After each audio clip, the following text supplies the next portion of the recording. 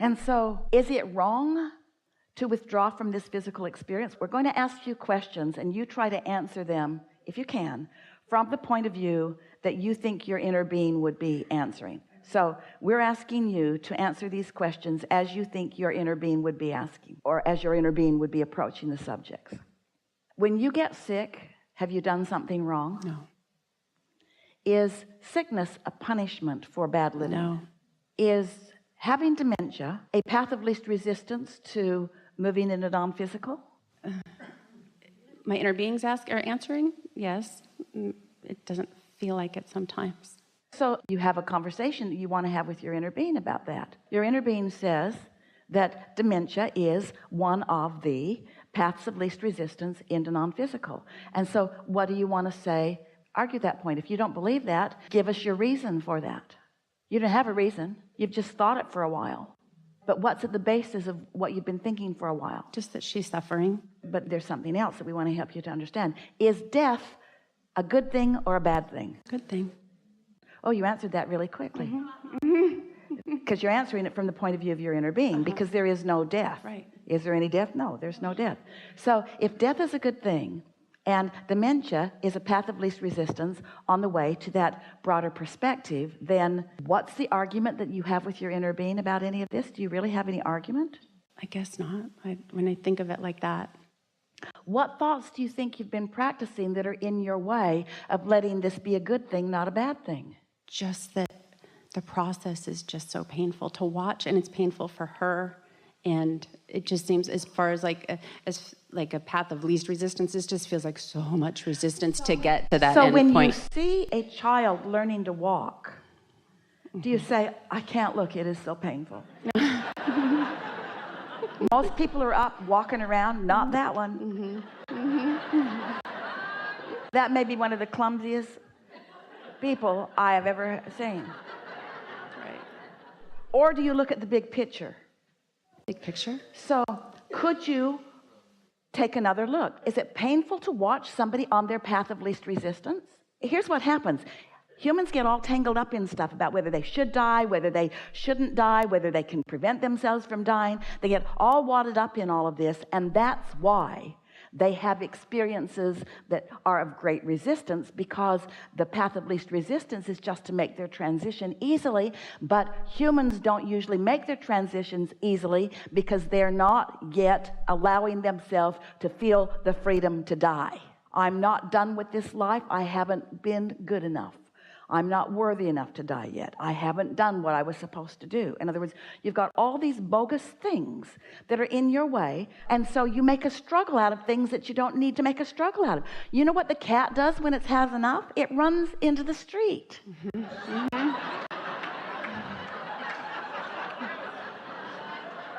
And you say, oh, that was so hard to watch. And the cat says, I'm out of here. You think we're kidding. We're not kidding at all. So we're going to ask you some inner being questions again. Is death a bad thing or a good thing? It's a good thing. So you want to say, okay, I'll go along. It's a good thing. I'm just not ready yet. So let's get into this. Why would anyone not be ready to continue to have ongoing life? What is it that you've done in your way of approaching life that makes you want to hear us when we say you're eternal, and want to hear us when we say that you will remain focused and you will still have a perspective and that you don't go anywhere and that there's no ending to who you are? You want to hear all of that, but what thoughts do you practice on a pretty regular basis that make that a struggle for you to know that? You guys got to get over this death thing, because everybody you know is going to die, and you are too, even though there's no death. In other words, you're all going to have the experience. So when you practice not liking it, every time somebody looks like they're going to do it, or every time somebody's done it, you set yourself up for stuff that's going to bite you in the butt later. Esther was at a party the other night with her daughter and her daughter's friends. And they had a big room at the top of the AT&T Center, and they were watching the Spurs game way, way down there. Far, far, far, far away. And one of Esther's daughter's friends slipped in to the seat next to Esther and said hello. Esther says hello. Her friend says, I hear you have built a new house. Esther said, yes, I like it so much. I hear that you are in the neighborhood where Tracy lives. Yes, I like that so much. And then her friend said, that is such a good thing that you're right there where Tracy can help you.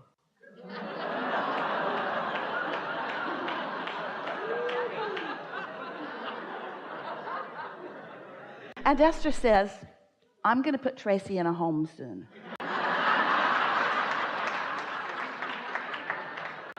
She's become quite a burden to me. This girl didn't know what to think of Esther. Esther said, oh, it's only about fun. It's not about anything else.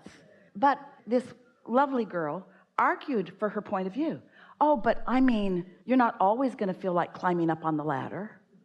And Esther said, and? She said, as she could see, Esther was revving up for the kill. She says, well, I'm not talking about now. I'm talking about later. And Esther said, you know, these conversations are what causes this general diminishment of people. So as you tell that story, that's setting up your future experience. But I'd appreciate it if you don't tell that story about me. And she said, okay. And then she told Tracy, I think I made your mom mad. And Tracy said, did my friend make you mad? And Esther said, she didn't make me mad. She made me want to speak to the world at large. Tell the story that you want to tell about how you want your life to unfold. And when you buy in, just because you've been observing that's the way other people are living, you don't have to tell the story just because that's the way it is with so many people. Tell the story the way you want your story to be. The universe is responding to your vibration. And so if Esther had sat there and listened to the story, Esther was polite enough. But if Esther had sat there and been in vibrational agreement with what this girl was saying, Esther had a choice right then. She could know what her inner being knows about all of this, or she could listen to the version that this woman was offering. Which one do you think Esther chose? Esther's version. And could Esther have been more polite to the woman? Oh, yeah, I know what you mean. We're all going to get old and fall off ladders. I'm so glad I live on the street with Tracy, because she'll have a key, and if I don't show up, she'll be able to get in and find me dead in the pantry.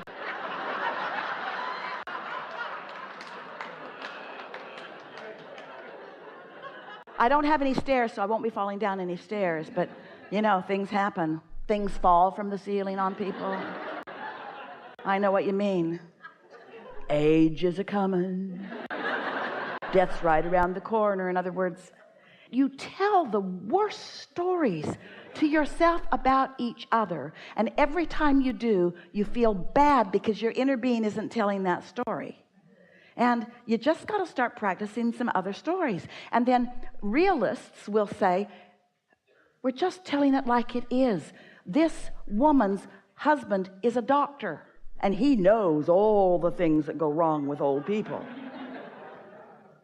And so you just get to decide. You get to decide whether you want to see yourself through the eyes of Source or whether you want to see yourself through the eyes of vulnerable others. It just comes down to that much. And just because you have someone that you care about in a situation where a lot of people are looking at her through the eyes of vulnerable others doesn't mean that it is your responsibility to do the same thing. And we are giving it everything we've got to convince you that you do not owe it to anybody to go that way just because that's the way almost everybody goes.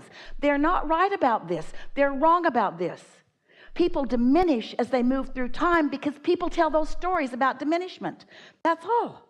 That's all. Do you know there are so many cultures where the older you are, the wiser you are? And you know why that is? Because the more you become connected with non-physical, the less you become attached to the things of the physical nature, the less you care about what other people think. There is so much freedom in moving through time and connecting with source energy, who is ageless and timeless, you see.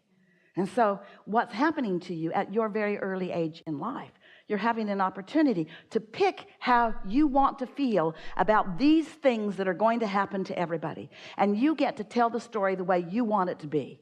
And when you stop feeling guilty about telling a story the way that they don't want to hear it, then the law of attraction won't put you in a place where you have to tell that story. In other words, what Esther was mostly thinking as she was sitting there listening is, how did you get over here?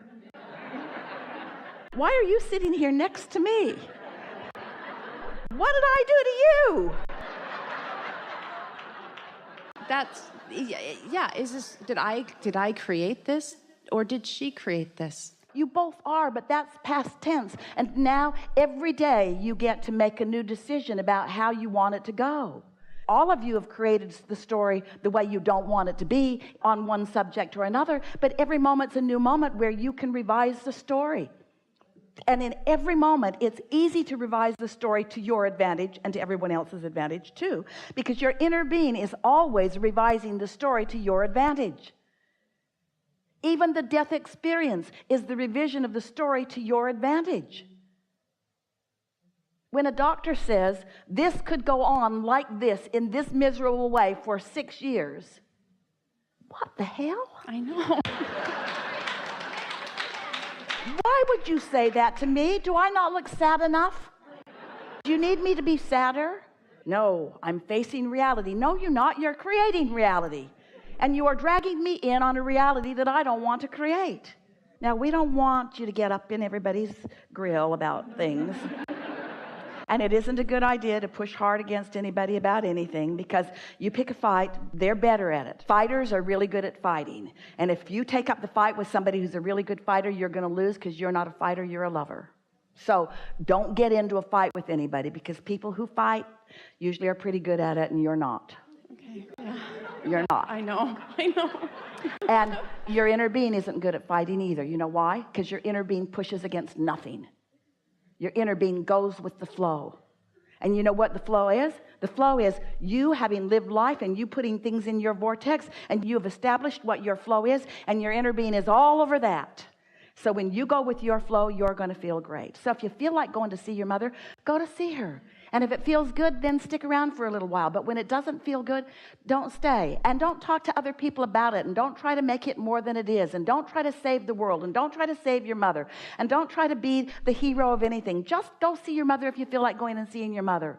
And don't you wish that we could all just stop talking about all of this? Don't you wish that you could just listen to what John Lennon says, which is, all you need is love. Love is all you need. All you need. That's all there is. That's what your inner being feels about all of this.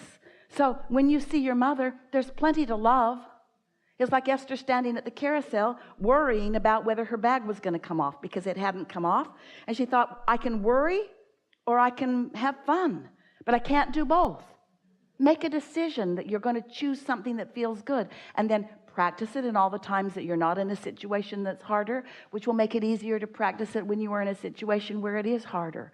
But most of all, if there is anything that we want you to hear, if there's anything that this segment is of value for you and for anybody else that could ever hear it, if the value that we have offered as we put this energy into the universe is this.